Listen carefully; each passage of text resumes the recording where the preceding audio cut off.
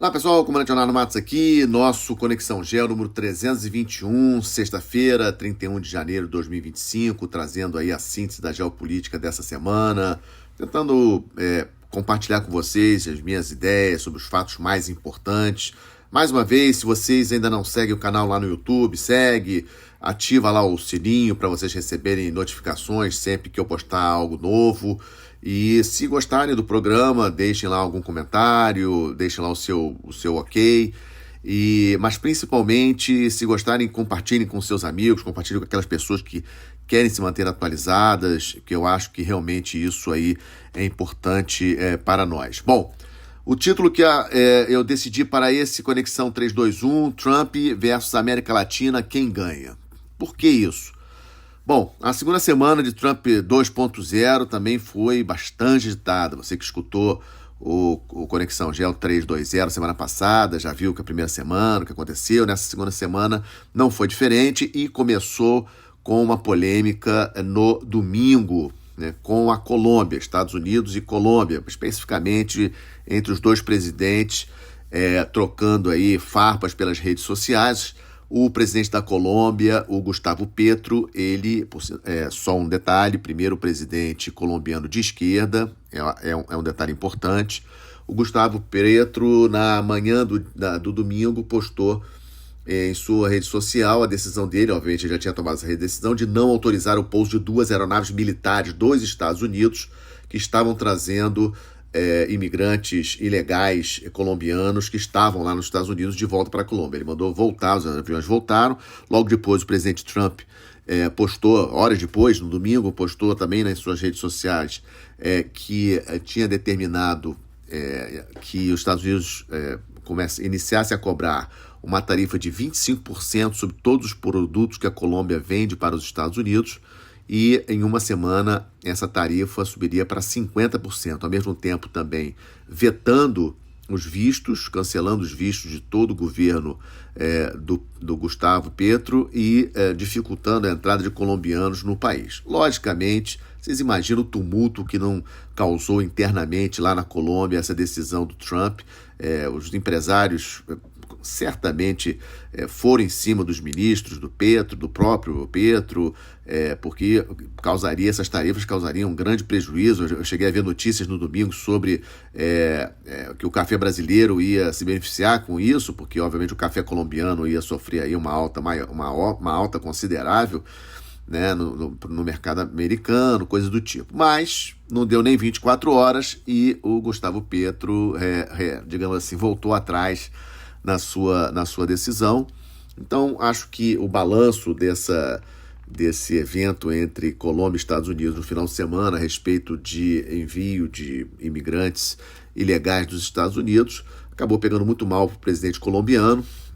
A Colômbia terá eleições gerais somente no ano que vem, 2026, e sinceramente não vi no que essa atitude do Gustavo poderia beneficiar o povo colombiano. Eu achei que foi uma coisa mais, digamos assim, do impulso dele, que sabemos que ideologicamente é contrário ao Trump. Bom, também para citar nessa onda aí dessa questão migratória, tivemos aquele problema com os imigrantes brasileiros que regressaram numa aeronave dos Estados Unidos na sexta-feira da semana passada, chegaram algemados, deu uma polêmica nos primeiros dias.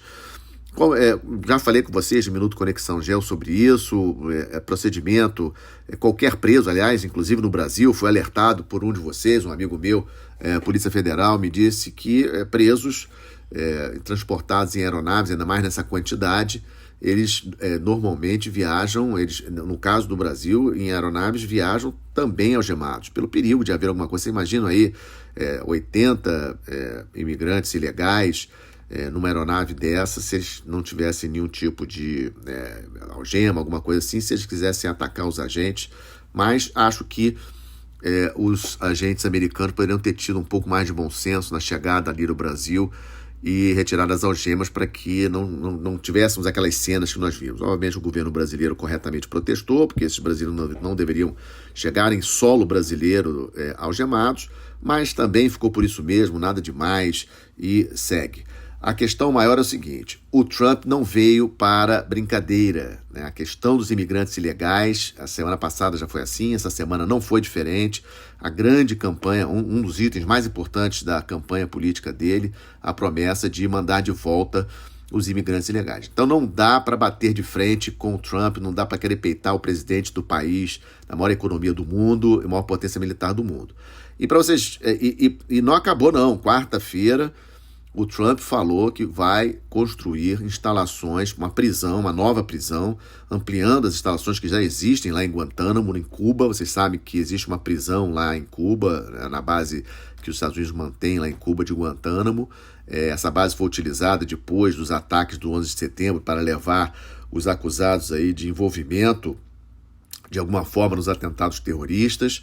E ele vai utilizar essa base, disse que vai utilizar essa base para colocar até 30 mil imigrantes ilegais. Então, isso aí foi uma polêmica quarta-feira, é um anúncio forte, um anúncio dele mesmo, né? Ou seja, ele está querendo realmente intimidar muito os imigrantes e digamos assim, as agências, especialmente a ICE, a agência responsável por essa questão dos imigrantes ilegais dentro dos Estados Unidos, estão aí numa caça de imigrantes.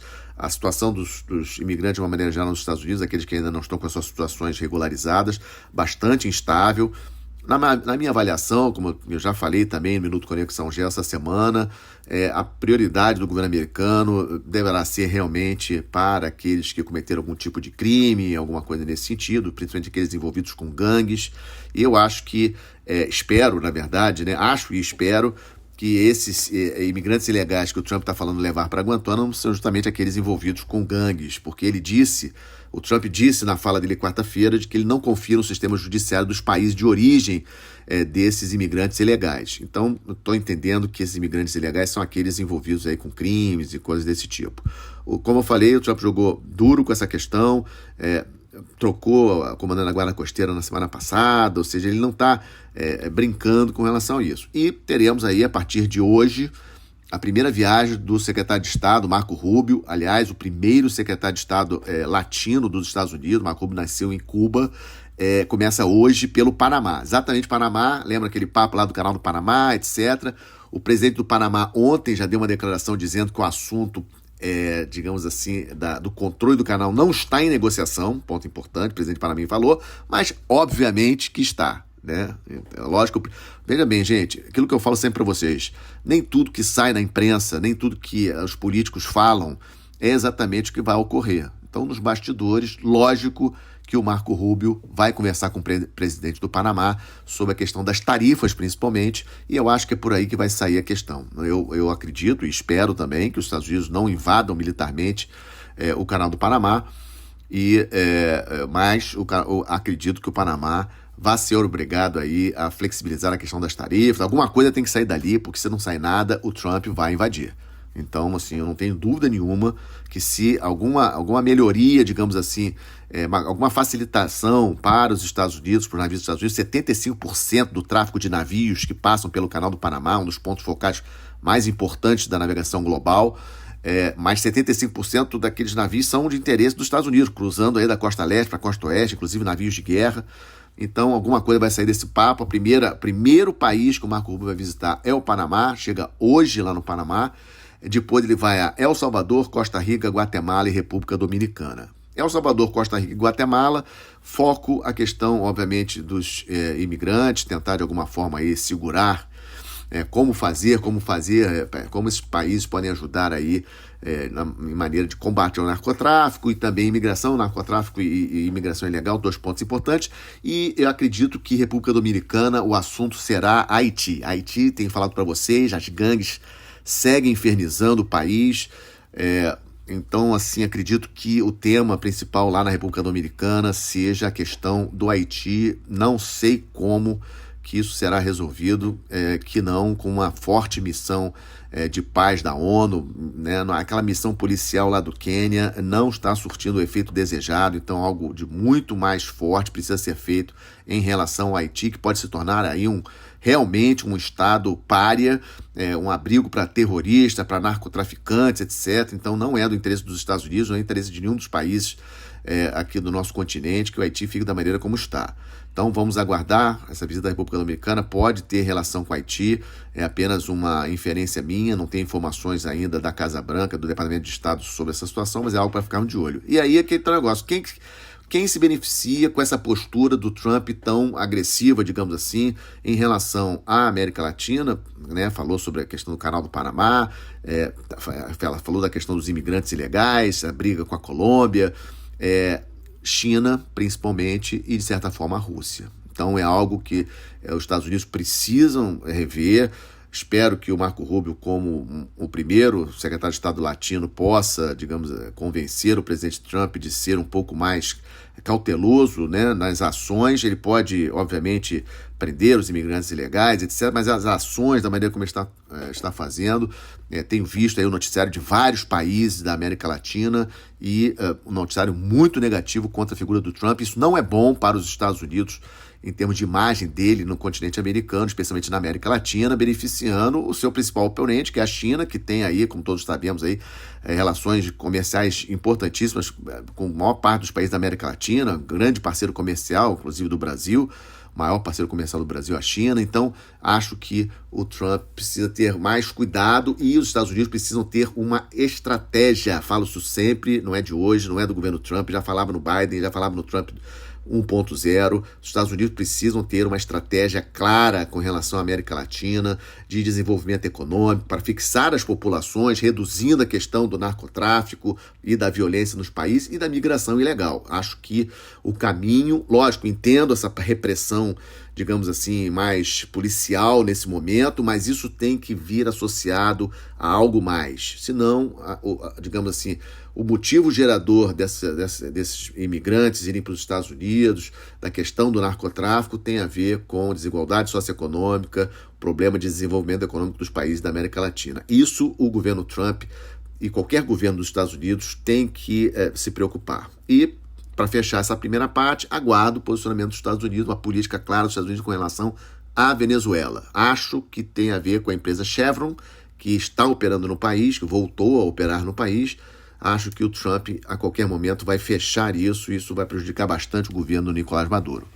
Segundo item, a questão do Oriente Médio, que é sempre importante para nós. Cessar-fogo prossegue, o cessar-fogo com o Hezbollah foi prorrogado até o dia 18 de fevereiro. Vamos aguardar. Israel ainda está mantendo posição ali no sul do Líbano em alguns lugares. Isso, obviamente, não está...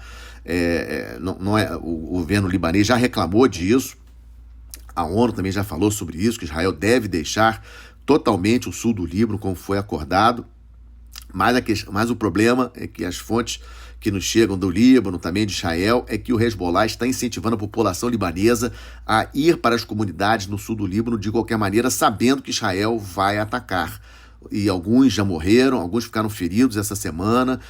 O Hezbollah, como o Hamas, ele quer aquelas cenas de sangue, de pessoas mortas, de pessoas feridas, né, para poder justamente contra Israel, poder movimentar o mundo contra Israel. Então devemos ter muito cuidado a isso. A missão de paz da ONU, a UNIFIL, ali no Líbano, importantíssima nesse momento. Digamos assim, os países que estão mais envolvidos com a missão de paz, com o maior número de militares. O Brasil tem um efetivo muito pequeno, uma quantidade muito pequena de militares participando da UNIFIL, mas os países que têm maior efetivo, eles têm que se reunir, têm que conversar na ONU, ou seja, tem que ter uma estratégia da UNIFIL ser mais efetiva ali, trabalhando junto com o novo governo do Líbano. Há uma grande expectativa com relação a esse novo governo do Líbano para que a situação em relação ao Hezbollah realmente se estabilize. Em relação ao Hamas, tivemos a libertação de novos reféns no final de semana, também no meio da semana. Ontem, na quinta-feira, tivemos foram 5 tailandeses e mais 3 israelenses que foram soltos pelo Hamas. Mas aqui eu tenho um detalhe. Em relação ao Hamas, acho que Israel está dando uma pausa operacional. Não acredito que Israel vá permitir aquelas cenas que nós temos visto aí nessas últimas 2 semanas, dos terroristas do Hamas lá armados e todos uniformizados, ou seja, mostrando que o Hamas ainda está vivo. Na minha cabeça, Israel não está gostando nada daquelas cenas, ele está apenas, digamos assim, se preparando para um novo ataque contra essa resistência do Hamas dentro da faixa de Gaza. Os Estados Unidos estão tentando negociar aí uma retirada dos palestinos ali da faixa de Gaza para mandar para o Egito, para mandar para a Jordânia, mas acho que é difícil tanto o governo do Egito como o governo da Jordânia receberem mais palestinos, além do que eles já possuem. Então, acho que a situação em Gaza não está resolvida, está longe de ser resolvida, vamos acompanhar. Em relação à Síria, aquela preocupação que eu tenho comentado com vocês em relação à presença dos curdos lá no Nordeste, os Estados Unidos sinalizando uma retirada total das suas tropas de dentro da Síria. As tropas dos Estados Unidos elas se localizam a Sudeste e a Nordeste ali dentro da Síria, especialmente na região onde tem os curdos. Os curdos ajudaram muito ali no combate contra o Estado Islâmico, etc., e a Síria depende aí desse pedaço, né, da Síria onde estão os curdos para ela realmente se unificar. E o Ahmed al-Sharaa, que é o líder daquele grupo que tomou Damasco, que hoje efetivamente controla a Síria, se autodeclarou presidente, aboliu a Constituição, o parlamento já tinha sido dissolvido e não vi notícias com relação a eleições, até quando esse governo prosseguirá, então algo para nós ficarmos de olho. E aí vamos para o Estamos de Olho. Estamos de olho, obviamente, conflito Rússia-Ucrânia, muitos ataques de drones dos dois lados, principalmente. A Ucrânia ontem informou, a inteligência ucraniana informou que um número de 835 mil entre mortos e feridos russos nessa guerra até agora. Obviamente, isso foi informado pela inteligência ucraniana. Não deve ser isso tudo, menos do que isso, mas a gente não tem certeza, mas estou passando para vocês o dado que a inteligência ucraniana informou. Um número, obviamente, elevadíssimo. A Rússia segue atacando ali a região do Donbass, especialmente ali algumas cidades, Pokrovsk, por exemplo, uma cidade importante que a Rússia está querendo tomar, e ainda prossegue a presença de militares da Ucrânia dentro daquele território ali de Kursk, aquele estado de Kursk da Rússia. Muita preocupação aí com relação a muita expectativa, na verdade, em relação a esse acordo de paz. Quando vai ser o prazo agora que o assessor do Trump, que está designado para o conflito Rússia-Ucrânia, é de 100 dias, ou seja, final de abril. Ou seja, vamos completar, infelizmente, 3 anos desse conflito, vamos seguir acompanhando.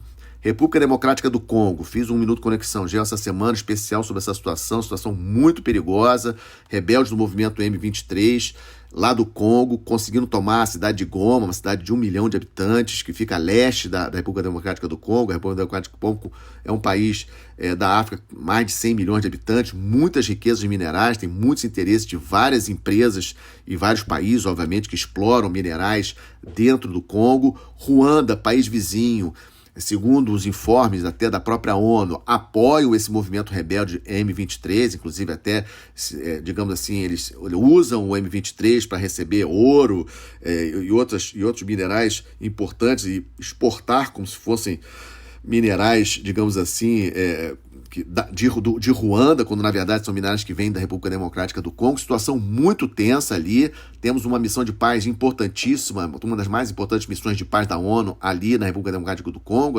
a MONUSCO. A MONUSCO tem sido, nos últimos anos, comandada por um general brasileiro, um novo general brasileiro nomeado para o comando, o general Ulisses Gomes. Ele deve estar indo para a região em breve. Vai receber, logicamente, briefing lá em Nova York, etc. Situação muito séria, seguimos acompanhando. Também estamos de olho nas eleições do Equador, 9 de fevereiro, ou seja, no outro final de semana, teremos o primeiro turno das eleições. O atual presidente, o Noboa, tem chance até de vencer no primeiro turno. Várias pesquisas de opinião aí estão indicando a possibilidade, não é certo. Caso ele não vença, teremos segundo turno no Equador no dia 13 de abril. E fechando, estamos de olho nessa competição tecnológica impressionante, né? Foi um dos assuntos mais importantes da semana, esse DeepSeek chinês derrubando o ChatGPT da OpenAI em termos aí de expectativa, de desempenho, né? Que usa aí processadores mais baratos do que os processadores da NVIDIA, que são usados pela OpenAI para o ChatGPT. Então, assim, guerra tecnológica. Nós não podemos esquecer. A grande competição do século XXI é entre Estados Unidos e China. A China tentando ocupar a posição dos Estados Unidos como maior potência econômica, maior potência militar do planeta. E alta tecnologia tem tudo a ver com uma coisa e com a outra. E a China não está parada. O DeepSeek mostrou isso essa semana. Isso obviamente assustou muito os Estados Unidos e eles estão correndo atrás. E aí deixa a pergunta para vocês. E nós? Só para vocês terem uma ideia, ontem eu assisti rapidamente uma entrevista do ministro de Ciência e Tecnologia da Índia, porque ele foi cobrado pela imprensa indiana como que a Índia fica nessa disputa em relação à inteligência artificial. Não vi nada disso aqui no Brasil. Temos que estar mais atentos a essa situação, temos que cobrar do governo mais pesquisa nessa área. Nós não podemos ser apenas exportadores de commodities, senão vamos virar colônia realmente, né, em função desse crescimento tecnológico das grandes potências, nós ficando cada vez mais para trás. Fecho com uma excelente notícia, né, como sempre faço.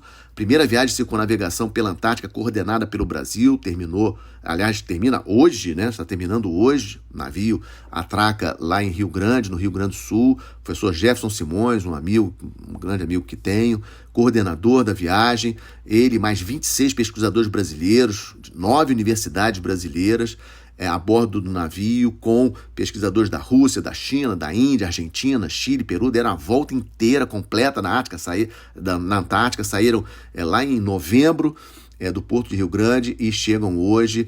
Tenho mantido estreito contato com o meu amigo, o professor Jefferson Simões,